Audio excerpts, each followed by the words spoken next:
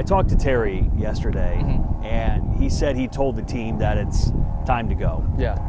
What does that mean to you? As a guy who's been around here a few years, you guys made the playoffs last year. What do you think he meant by it's time to go? Yeah, I think exactly that. We made the playoffs last year. We got to pop champagne, but ultimately it didn't end how we wanted. So it's time to move on to what we want to do, and we all know what that is.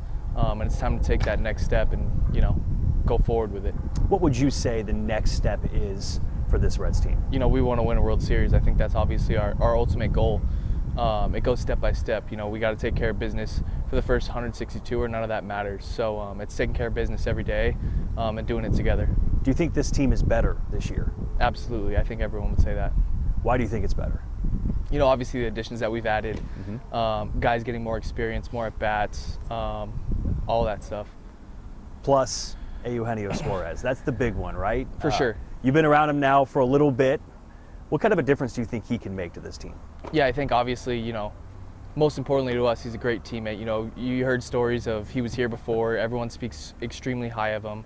And obviously the player that he is, what he did last year, what he's done in this game, the experience and the at-bats and all the stuff that he's done on the field is obviously going to add to our lineup. 30 home run seasons, 40 home run seasons. What kind of difference does that kind of power make for this team? Makes a lot of difference. We need that, and obviously we got him. Credit to the front office and what they did and going out and getting them, and it's going to be exciting. Let's talk about you. How would you describe your season last season? Not what I wanted. Personally, not what I wanted. There's a lot of room to grow, and I'm looking forward to taking that next step. When you say not what you wanted, what do you want? I want to be the best that I can be. And I've shown glimpses in the past, and even like very short stints last year.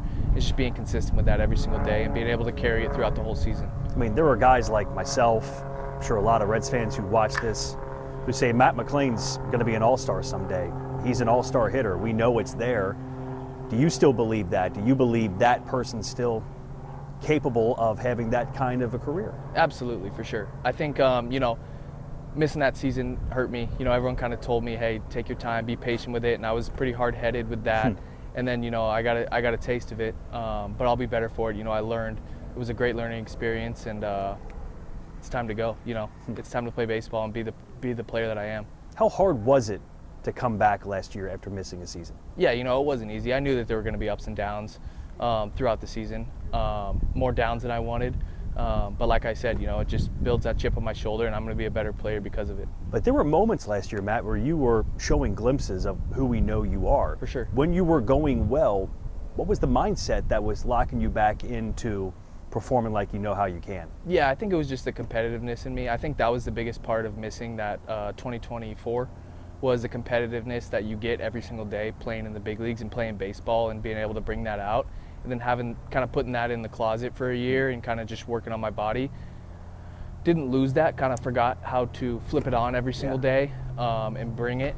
Not to say that I didn't, but just kind of what it means to bring that every single day. And I learned that you need that in this game, and you got to bring it every day. You can't fall into the bucket of trying to be perfect or trying to have a perfect swing.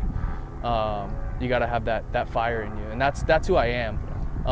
So to not feel like I had that last year was the biggest disappointment for me. It's an interesting switch to flip, though. Yeah. How did you come to a realization that I had to flip that switch, or did someone talk to you about that? No, I think the glimpses of when I played well last year was very hard to keep it. The consistency of it, I'd have it for a couple games, then lose it for double the amount of time, and then have it for a couple games and lose it for double the amount of time. But just finding that fire that I have, and that's who I am. And I don't know, those glimpses, I always found that fire. So it's really just having that fire from day one and right now. Terry said, despite some of the struggles last year, you never threw helmets, you never threw a tantrum.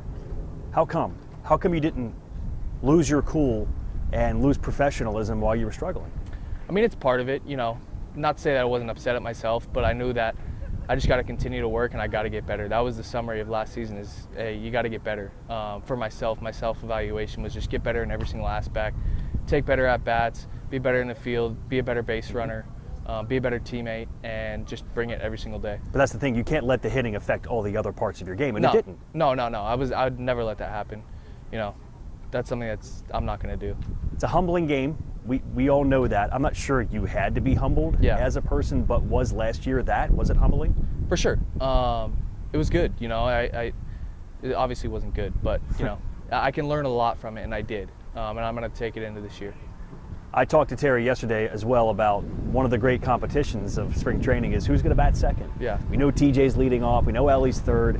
He said he wants that to be you. He said you profile perfect for that spot. Is that where you want to be? Is that a goal for you here at spring training?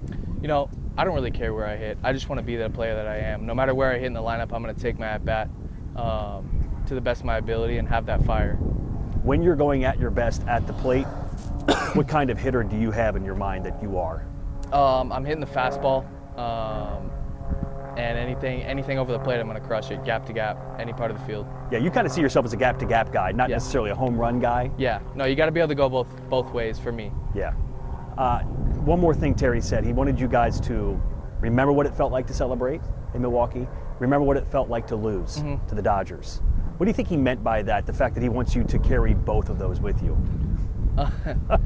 Something's happening behind us, I can tell. They threw a ball over. Fantastic. What do you think he means by trying to keep both of those emotions? Yeah, I mean, it's having that feeling of popping champagne. Yeah. And wanting to continue to do it throughout the postseason until the end. And then remembering what it felt like, when they told us we had to go home. It was no fun. Nobody wants that feeling, and only one team doesn't get that feeling. Yeah. So the goal is to be that one team that doesn't get that feeling. All right, we'll finish up with a question or two about your teammates. Spencer Steer, consistent guy, versatile guy. What do you like about Spencer's game? Exactly that. He's consistent and versatile. He's the same guy every day.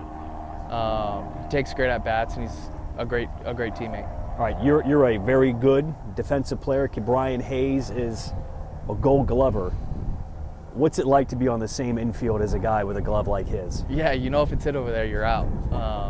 So it's fun to watch. It's fun to be a part of, and it's fun helping them turn double plays. All right, last one, South Stewart, young guy playing first. You were once a young guy coming up, trying to earn it. What's it like for a young person trying to get their feet wet in the major leagues and prove themselves? Yeah, I think he's done a really good job with it. Being who he is, I think he can fall into the trap of, trying to be someone else, and he's really just himself.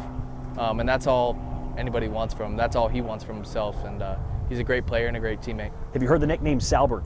Yeah, I have. Do you know where it came from? No, I don't. Do you think it fits? No, I don't even know where it came from. I don't say it. I heard people say it. Yeah, apparently Reese Hines said first baseman, Sal, Albert. I don't think anybody's trying to say he's the next Albert Pujols. Yeah. But, it's a young first baseman with some pop. Yeah, it's funny.